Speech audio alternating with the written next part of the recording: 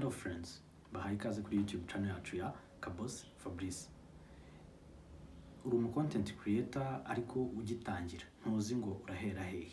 Muri iyi video ngiye kukwereka application eshanu ukwiye kuba ufite muri telefone yawe kugira ngo utangire, kuko zishobora kugufasha mu rugendo rwawe rwa YouTube cyangwa se content creation. Iyi application rero ya mbere tugiye guheraho ni application yitwa Canva.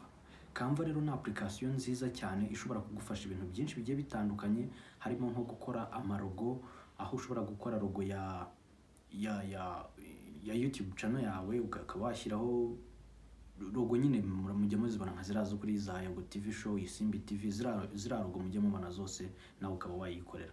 Ikindi kandi no application ishobora kugufasha ku designinga aka introduction nka kwa kundi mujye mubona nko kuri YouTube umuntu aba agitangira gukora video agahita hazamo aka introduction, ku buryo igihe icyo ari cyo cyose video ye itangiye cyangwa se wayibona ahandi hantu ugahita umenya ko wenda nk'iyo video ari yo kuri Kaboss Fabrice cyangwa se ku Isimbi TV n'urugero. Application rero ya kabiri, izi ngizi nazihurije hamwe ari ebyiri, ni InShoot na CapCut. Izi ngizi zijya gukora kimwe.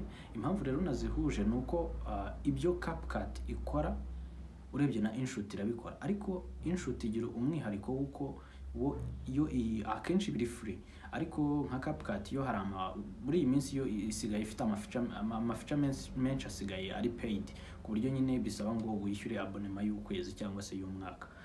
Rero niyo mpamvu nazihurije hamwe, ariko zose zikora neza ku muntu wumva ari tayari kuyishyura. CapCut wayishyura kuko yo ikora neza cyane, uretse icyo kibazo cyuko ifite paid version, ariko na InShoot ibyinshi irabikora. Nanjye izi video zanjye niho nzikorera. Application ya gatatu rero ni ChatGPT. Iyi ngiyi igufasha ku brainstorminga cyangwa se gushakisha ibitekerezo, kuyibwirika ku designingira ama description ya video zawe, ukayibwirika gukorera ikora ibintu byinshi. ChatGPT ushobora kuyibwirika gukorera ifoto, ushobora kuyibwirika ikaguha ama idea y'ama video ushaka gukorera, wowe ushaka gukoraho ikaguha ama ideas wowe ukayadevelopinga. Ushobora kuyibwirika gukorera script nk'ibi ngibi muri kubona ndi kuvuga, nkaba nayibwiye ikabigenerating ibintu ndi buvuge muri iyi video, ngewe nkagenda mvuga ama key points. Rero ChatGPT ikora ibintu byinshi wabivuga ntago bwakira bugake. Application rero ya gatatu ni application yitwa Teleprompter. Teleprompter rero na application ishobora kugufasha nkuko nari mbivuze bwa mbere muri point yo kuri ChatGPT, igufasha gukora nk'izo script ibyo uri buze kuvuga muri video. Iyi application rero yitwa Teleprompter igufasha gufata ya script wafashe ukayishyiramo, hanyuma ukajya ubisoma imbere yawe nka kwa kundi mujye mubona umuntu yarimo kuvuga amakuru arimo kuyasoma imbere kuri kamera. Iyi ngiyi rero nayo ushyiraho kamera ya selfie, amagambo akajya azamuka uyasoma, ariko at the same time irimo no gufata video.